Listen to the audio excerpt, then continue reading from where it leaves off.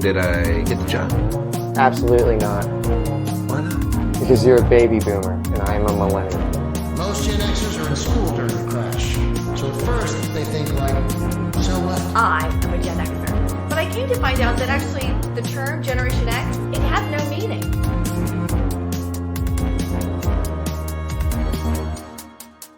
How is eating meat racist? I'll gladly tell you. Looks like we've got an oppressor on our hands. If we don't act fast, the millennial wave is going to sweep Generation X overboard. The millennials and Generation Z have the Peter Pan syndrome. They don't ever want to grow up. Maybe they will ask why you didn't do anything, while there still was time to act. You say you love your children above all else, and yet you're stealing their future in front of their very eyes. You're going to mature and you're going to realize nothing's free, that things aren't equal, and that your utopian society you created in your mind in your youth simply is not sustainable. Okay, boomer, listen up. Generational conflict is back. Boomers have stolen millennials' future. They've used up scarce resources while voting for austerity. For their part, millennials are self-absorbed avocado scoffers who rather complain than work and save. Where once the young rebels of the 1960s stuck it to the man, and by extension their parents' generation, today it's the turn of the young to challenge that very same 60s generation, now grown old, retired, and complacent. It's they who mortgaged our future. Didn't they? This is the growing narrative of generationalism. The belief that all members of a given generation possess characteristics specific to that generation, which make it inferior or superior to another. Our turbulent times at the end of history are generating new cleavages and conflicts, and the generation war is one of the most prominent across the West. Welcome to OK BUNGER, the problem of generations, a special 5-part series by Bunga Bunga, the global politics podcast at the end of history. As you're probably aware, a whole popular literature has emerged blaming baby boomers for our situation. Ayo, hey, yeah, this one goes out to all the 65 plus crowd on SoundCloud. Not gonna say much. Shout out Jed Will, he gonna take over on the mic. Old ladies suck. Okay, boomer, okay, boomer, okay, boomer, okay, boomer, okay, boomer, okay, boomer, okay, boomer, okay, boomer, okay. Here are just some titles. What did the baby boomers ever do for us? A generation of sociopaths. How the baby boomers betrayed America. Boomers, the men and women who promised freedom and delivered disaster. The age of entitlement. America since the 60s. When the boomers fail. How demographics will sort communities into winners and losers. The theft of a decade. How the baby boomers stole the millennials' economic future. The pinch. How the baby boomers took their children's future and why they should give it back. And, okay boomer, let's talk. How my generation got left behind.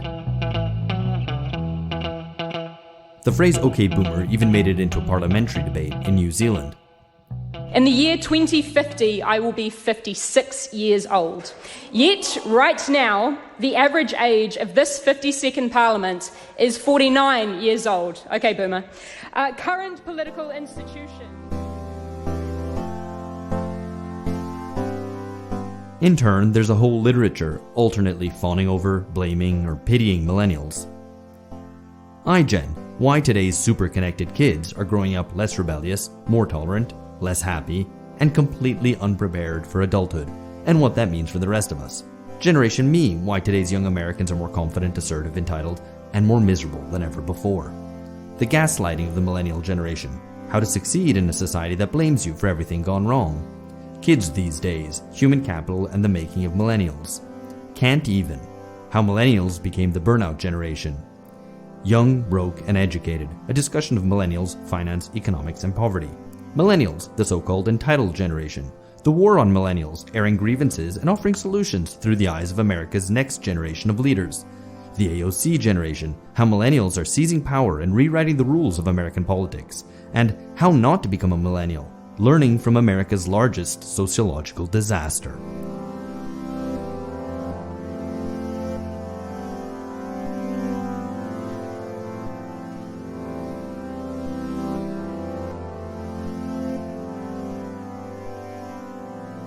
Not to be forgotten, Generation X, a generation squished between boomers and millennials, have something to say for themselves too. Of course there's Generation X, Tales for an Accelerated Culture, but also The Silent Revolution of Generation X, 0 Hour for Gen X, How the Last Adult Generation Can Save America from Millennials, X Saves the World, How Generation X Got the Shaft but Can Still Keep Everything from Sucking, and Passed Over and Pissed Off, The Overlooked Leadership Talents of Generation X.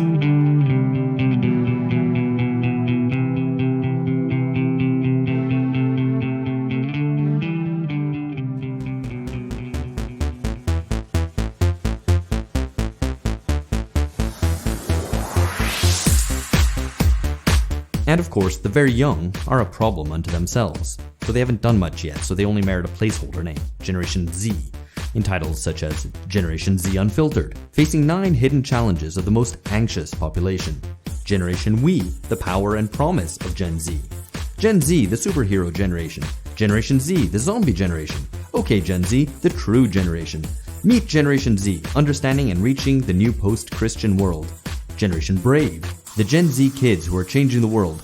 Yeah, this one has Greta on the cover. And Hollowed Out, a warning about America's next generation.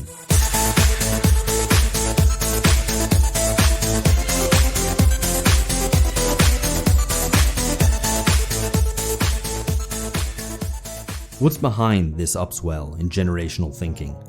Millennials are regularly cast as entitled and self-indulgent, but these are the exact terms by which boomers were criticized by the existing adult leadership of society in the 1960s.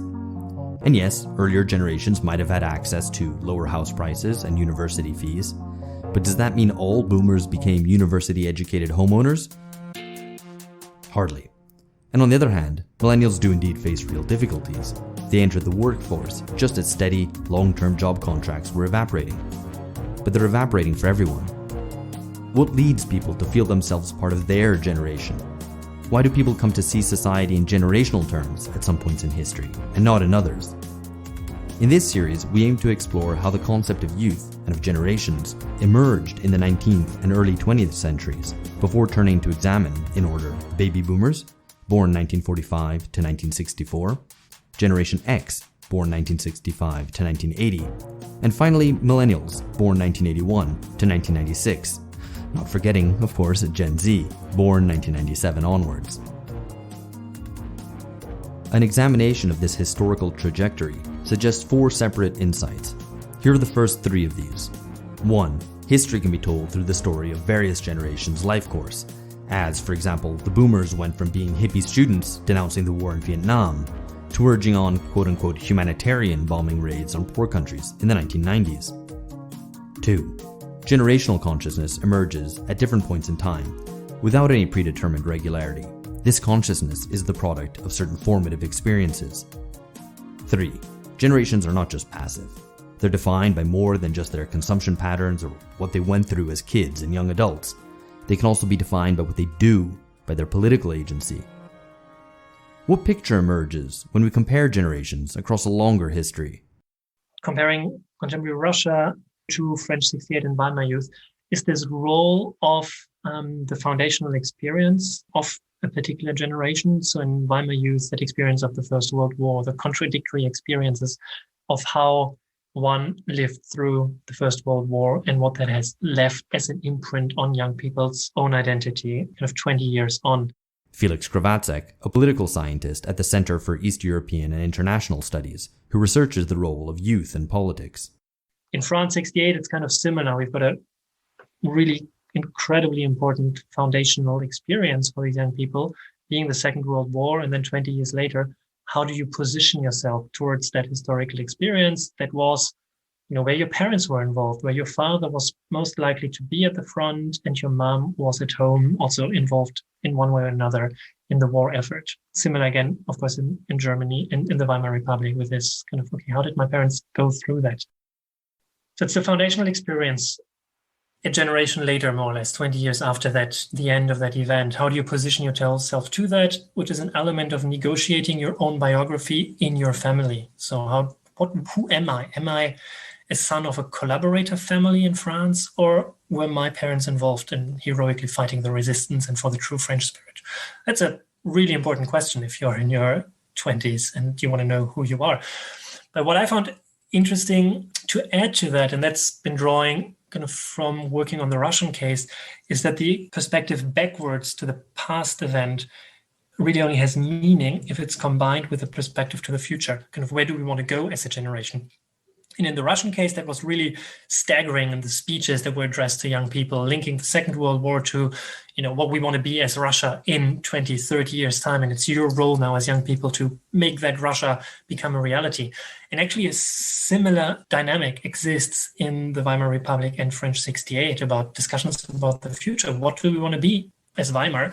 Where do we want to go as France?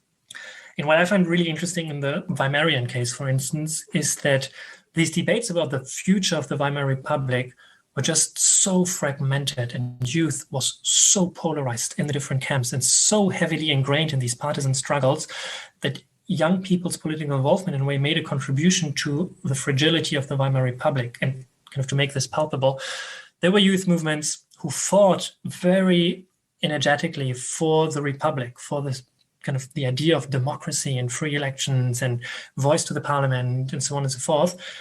But at the same time, young people were equally involved in kind of the early fascist National Socialist movements and the communists. And then there was also quite an important part of young people who were involved in the church. And these four fractions, they also all had very different and competing ideas about where the country should be going to. And they link that back to their experience or their interpretation of what they've learned from the First World War. And the Weimar case, what is, I think, important there to understand the regime breakdown is that these fractions of young people, in a way, they were endorsed by adult civil society, by adult political engagement. So they all had kind of adult allies. And therefore, the struggle of youth was no longer only a struggle of youth, but became part of kind of the general political confrontations in the country. And then, of course, we know how the story ends, which fraction had the most influence.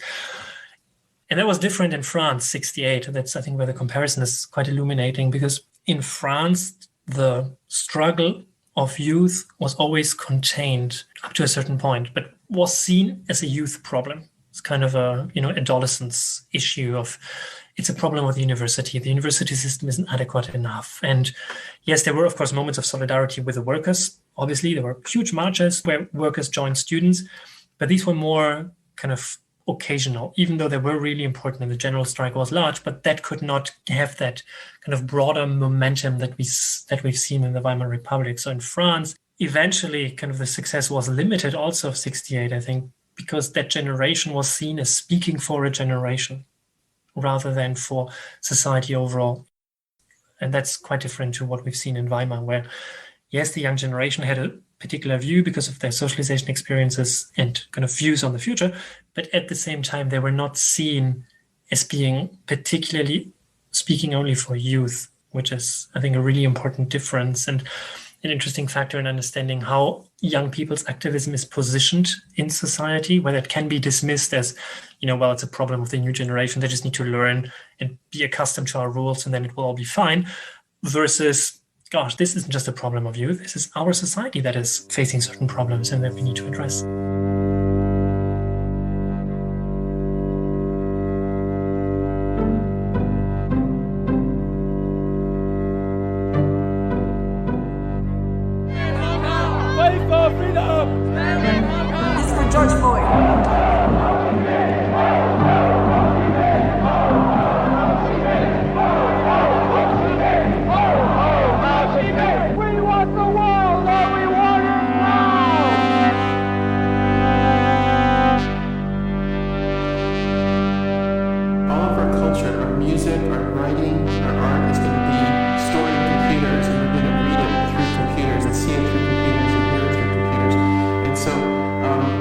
What's really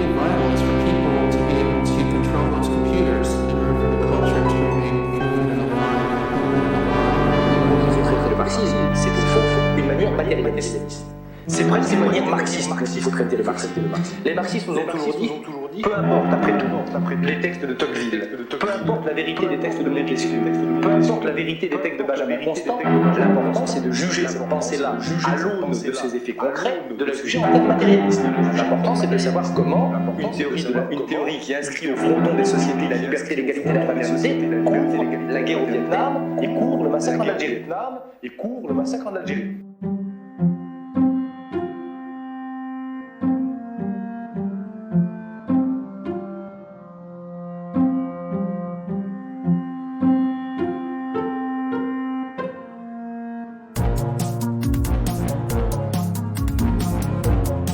What Krawatzek said at the end there is important, about seeing things in generational terms versus seeing them as social problems. And it brings us to our fourth and final hypothesis to be explored in this series. Generationalism, the perceiving of social problems through the lens of generational conflict, is often problematic, for it might obscure other, more fundamental divisions in social forces, such as class. Thinking in terms of generations might have some worth when applied to questions of values. Values are transmitted through society, through cultural reproduction. That is, especially through the institutions of the family and education. A generation can come to see itself as different from that which preceded it, because it comes to hold values that conflict with those of its parents, for example. But does it make sense to think in generational terms when discussing material questions of interests, wealth, production, ownership, and so on? Before we get there, let's begin at the beginning, with a bit of theory. At a basic level, what is a generation? We might take the idea for granted, but when we examine it a bit more deeply, it seems awfully slippery. After all, we can barely agree on whether millennials are young 20-something girls dancing on TikTok, or if they're 40-something dad-bod dads in front of a barbecue. So to set us off on the right path, we spoke to Jennie Bristow, a sociologist at Canterbury Christchurch University, and the author of a number of books on generations, including Baby Boomers and Generational Conflict, and most recently, The Corona Generation, co-written with her teenage daughter. We start with the most fundamental of questions. Are generations biological or social? It's both. And the interesting thing about generations for social scientists is that it really does compel looking at both sides of that question. My work on generations began actually through my work on parenting culture, and it would be absurd to say that generations don't mean anything in the family, kinship, natural, biological sense. And that's also very important in terms of thinking about processes of generational transmission, because it's the fact that you've got new people coming into the world all the time that kind of gives this sense of dynamism and ongoing continuity and change and sometimes friction. But I'm a sociologist. Generation isn't just a natural phenomenon. It is also something that we give meaning to as a society. And also that people coming into the society, the new participants in our world, also bring their own new meaning to society. So I think as a concept, it is quite a tricky one to work with. It's quite broad. It is used in different disciplines, has different meanings. People disagree about it. But I think there is something quite important about this concept as a way of situating the relationship between the natural and the social, and also situating the relationship of the individual to history and the making of history and the process of meaning making. That being the case, the question then becomes, at what point in history did generations emerge? Well, some would say that it goes back to the ancient Greeks, and certainly there is a discussion about generations. In the ancient world. You also see it in the Bible, you see it in Shakespeare. It's not a new concept in that sense. Where it starts to achieve more sociological significance really comes about with the process of industrialization. Industrialization brings a new sense of time emerging, where you have a tension emerging between family time, the kind of natural cycles of life, and the ways that people kind of live and reproduce themselves in quite distinct kind of communities, with this sort of different sense of social time, and a real kind of break from that sense of people living in particular kind of closed communities and having a more kind of universal aspiration to participate in society. And something that, with industrialization, it breaks that sort of naturally defined sense of who you are in society. You kind of have young people emerging, but they become the products of society, and they start engaging with society as themselves, as opposed to just as fathers and sons and within their particular groups. As the radical Austrian psychoanalyst Wilhelm Reich explained, the character structures which correspond to a certain historical situation are formed in early childhood and are much more conservative than the forces of technical production. It follows that, as time goes on, the psychological structures lag behind the development of the social conditions from which they stemmed and which progress rapidly. Therefore, they come into conflict with the later forms of living. This is the fundamental essence of so-called tradition, that is, the conflict between the old and the new social situation.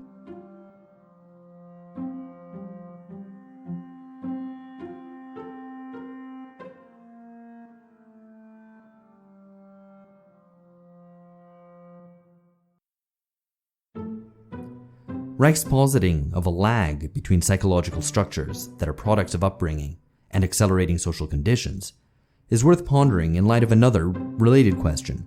What social forces generate social cleavages, specifically generational cleavages? Well, this is something that is kind of quite contested, and it does really depend what theory of generations you adopt. So there's various approaches, even within social science. I mean, some people talk about cohorts, which is where you would look at a society and sort of slice it up, looking at that kind of group of people born at a particular time.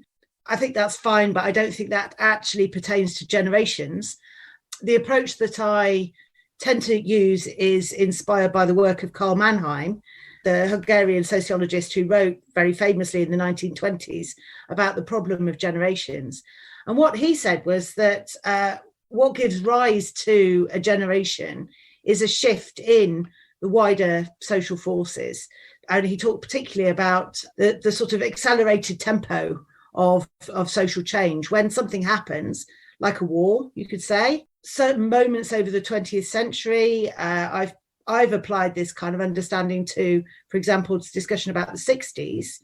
And then arguably you can say the current experience we're having of the pandemic has really got that potential where suddenly you get a shift from kind of the present to the future. It's like a jump. And what you see is not the world changing overnight, but the acceleration of a lot of trends that have been going on for a while, which really come to the fore. And it creates a different kind of sense of reality, I think, between those who've made themselves, they've achieved their sense of self, their sense of consciousness in the world before, if you like, and then those who are coming into a new world.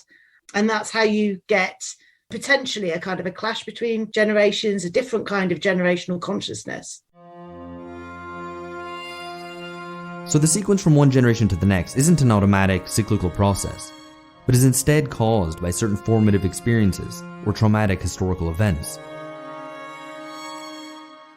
I mean, there are generation theorists who see kind of generational change very much in a cyclical way, something that's almost like predestined and that follows this sort of natural rhythm of things. And to me, that's not satisfactory because I think we are social beings as well as natural ones. And when we're looking at generational change, often what we're really looking at is history, but we're looking at the people who are part of that history at the time that they're living it.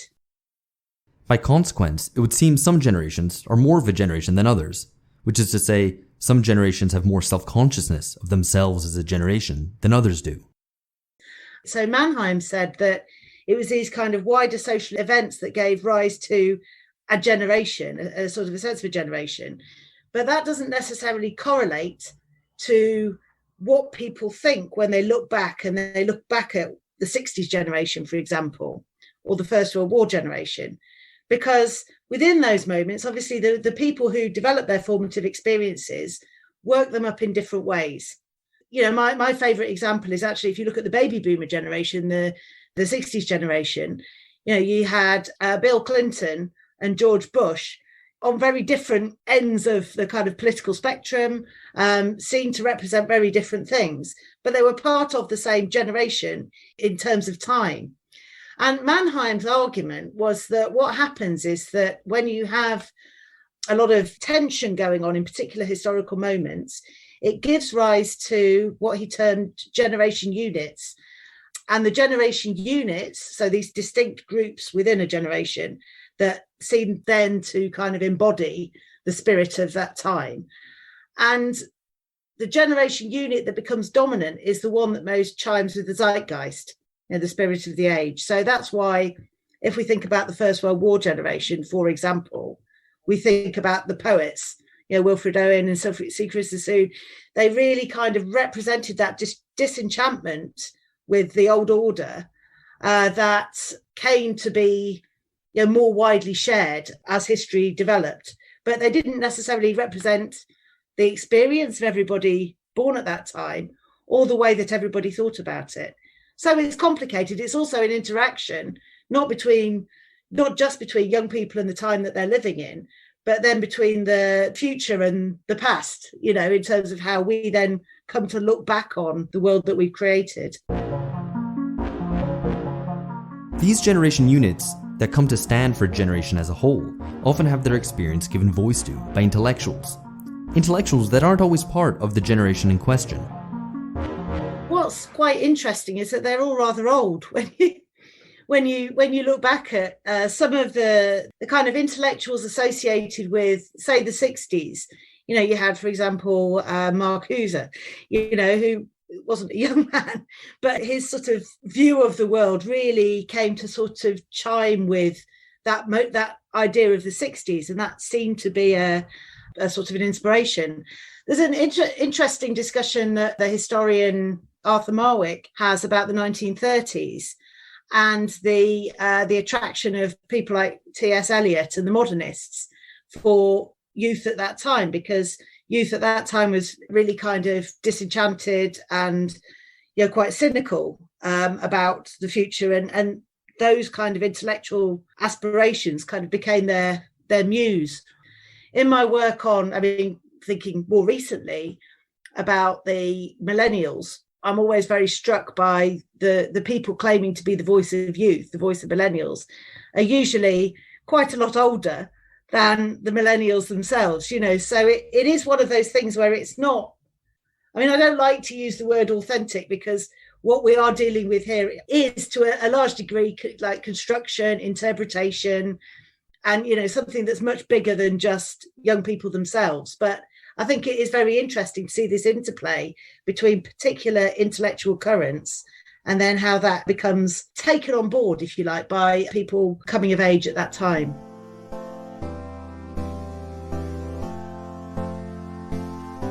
Who's the voice of the millennial generation? Is it novelist Sally Rooney or Lena Dunham?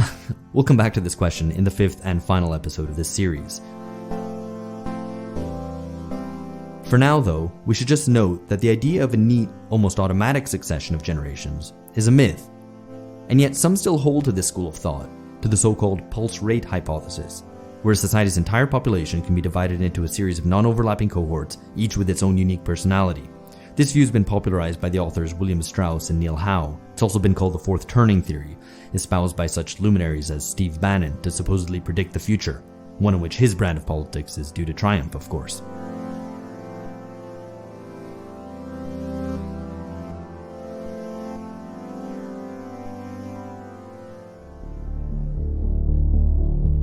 One man was dissatisfied with this sort of schema, so he came up with his own, possibly even more absurd schema. Joshua Glenn is a semiotician and author, and the publisher of the site HiLoBrow, which set out to categorize generations in even more fine-grained form. These are short 10-year periods running from, say, those born 1964 to 1973. Whether the schema makes any sense or not, what's presented on HiLoBrow allows us to at least conceptualize waves of artistic movements, at least insofar as this refers to pop culture and generations. We asked Joshua why he decided to look at generations in this way. Back in 1992, when I was starting graduate school in sociology here at Boston University, a program I dropped out of, by the way, but while I was briefly in the program, I became really interested in the idea of generationism. And Neil Howe and William Strauss's book, Generations, which was a huge bestseller in the US and maybe around the world, I don't know, but it was a massive bestseller. Al Gore gave it to every member of Congress. It was a big deal. It's quoted all the time still to this day when journalists want to talk about generations, they reach for that book. That had come out, I think, in 91, the year before. So it was a big deal. There was a lot of discussion about it. People were very interested in this kind of arcane, cyclical vision of history that these two pop sociologists advanced. Neither of them were sociologists. They were public policy wonks and kind of journalists. And they just kind of reinvented themselves as generation experts and wrote this book. And it became such a big hit that they then started a consulting business to help people market things to millennials and so forth. So I'm kind of cynical about their whole project, but the way they broke down the generations just didn't make any sense to me. It was neither strictly calendrical, nor was it strictly kind of, every 20 years or anything like that. It was just kind of, they cobbled it together to kind of fit this pre-existing idea they had about how there was a big cycle of generations, and you have an idealistic generation followed by a cynical generation and so forth and so on. And I was vaguely aware from reading zines back in those days that people slightly older than me, so I'm born in 1967, so people who were a little bit older than me who were being described as boomers, so these guys said that the boomers were from 1943 to 1960. So people whose zines I admired, who were born in 1958, let's say, didn't feel like boomers because, they had nothing to do with any of the boomer stuff. Like when Woodstock happened, they were 10 years old. That generation really felt like they came along late for the party, and everybody, the boomers got all this attention on them. And then these guys still got called boomers, but they weren't boomers at all. So there's a whole cohort of, I'd say, but I call them the OGXers, the original Generation X, and they were born from 1954 to 1963, according to my periodization. And they were kind of upset and angry with their kind of older brothers and sisters or their older cousins, the boomers, for kind of taking all this space up in the culture and being saddled with that, they get shoved into this generation that they really feel no connection to. So their kind of generational consciousness, if you will, inspired me. And then when the media started writing about Generation X, which according to these guys, Howe and Strauss, they called it the 13th generation, was 1961 to 1981. And you'll see a lot of different periodizations for what Generation X was, but it's around 1961 to 1981. And that didn't feel right to me either. That felt like there were some people in there who were from an older generation, there was me, and then there was people from a younger generation. It was just too big. So around 1992, when I started my zine Hermenaut, the first several issues I wrote about generationism, which was something that they wouldn't let me do it in graduate school at the sociology program. They said it wasn't really sociology, it was fake pseudoscience. So I dropped out of that program and I was working on other things in my life, and I started publishing this zine. And one of the things I was interested in was exploring generations. But then it wasn't until I was working at the Boston Globe in 2008 that I kind of got interested in again, because I was reading the newspaper every day because I worked at the newspaper, and I was constantly seeing references to generations. And around that time, Obama was claiming that he didn't feel like he was a boomer. He's somebody else who was born in that kind of what I call the OGX generation, the original Generation Xers. And so because he was so prominent, people actually listened to him for the first time, and they're like, oh, maybe there is two generations there instead of one.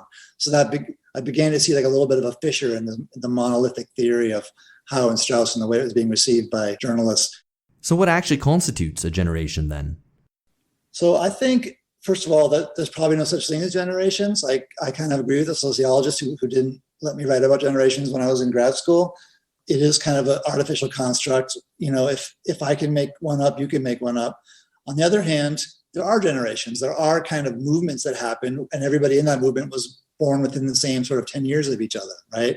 Jazz and modernism and art and punk and alt rock, the early social sciences. Everybody was born within like 10 years of each other. So I do feel like there are certainly these kind of social, what William S. Cho called social generations, if not kind of strictly calendrical generations. So it's kind of a necessary illusions or something. You can't really put your finger on it. It's not a science, and yet we all know that it's real. It's a thing. And I guess I got interested in the idea that, if you can't if you can't say exactly what a generation is, if you can't really get scientific about it, and you're always going to argue with somebody else's generational scheme, maybe the thing to do would be to be kind of absurdist about it and just decide on a very, very strict scheme that these generations run along. So that's kind of what I was doing when I was at the Globe in 2008. I started just looking up, the birth dates of all these people who had been in different kind of artistic and intellectual movements or musical movements, whatever it was, and kind of thinking about the patterns that I was seeing. And what I was seeing was that it felt like a lot of these social generations tended to be born in a year that ended with a 4 through a year that ended with the following year that ended with a 3. So these 10-year stretches from like a 1884 to an 1893 or a 1904 to a 1913. So it's a made up absurdist idea that I had, and yet I kept finding evidence for it. It felt kind of true to me, and I had convinced myself at least that I just kind of ran with it, and I just decided, I'm going to put out my own version of this generational schema and see how it works. And except for a few stray folks who are like a little bit older, like William S. Burroughs is a little bit older than the rest of the Beat generation or whatever, it pretty much always works. So, which either shows you that there really is no such thing as generations, or that I'm onto something. Even if Joshua Glenn accepts that there's a certain absurdism to his rigid schema, surely there's some material basis for the shift between one generation and the next. To answer one of your questions I didn't answer before, I do think there's kind of pressures, like tectonic pressures that form generations. So social change and cultural shifts and historical events, economics, demographics, how many of you are in the generation. Like the boomers were a huge generation, and the culture kind of warped around them to accommodate them and give them everything that they wanted to make them happy and, entertain them. And it's still going on, right? As they get older, aging is changing in America. As they begin to die, dying is going to change in America. So, demographics certainly play some kind of role in it. In our next episode, we'll learn how youth, as a social and even political category, emerged in the period following the French Revolution. We'll trace how accelerating social change and historical ruptures gave birth to generational cleavages in consciousness across the 19th and early 20th centuries.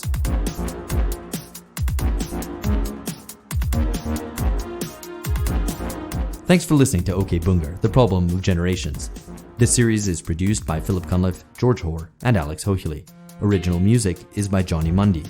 This episode's guests have been, in order of appearance, Felix Krawatzek, Jennie Bristow, and Joshua Glenn. And the narrator is myself, Alex Hochuli. For access to all Alpha Bunga Bunga content, including bonus content, original subscriber-only episodes, and our monthly reading clubs, join us at patreon.com/bungacast. OK BUNGER, The Problem of Generations, is back with another episode next week. See you then.